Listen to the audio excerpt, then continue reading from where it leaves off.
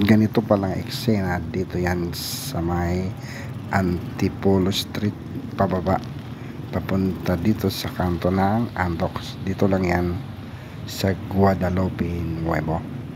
Ganyan paggabi, medyo masikip ang kalsada, maraming tao, minibus at mga tricycle.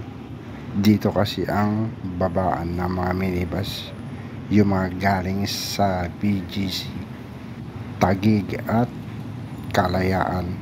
Tapos may paradahan pa dito ng tricycle, kaya masikip dito palagi tuwing gabi.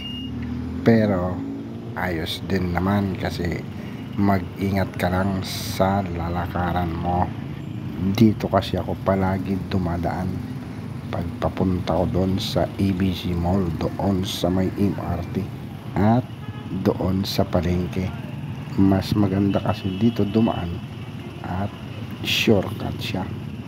Basta mag-ingat ka lang kasi yung iba dito ay kumakain din dyan sa kanto kasi merong karinderya kabila ng mga karinderya dito, at saka yung mga yung mga rolling store na mga kikiam, fishball at saka mga itlog na may kulay orange. At ayan, tumatawid pa yung kariton na may paninda na inumin.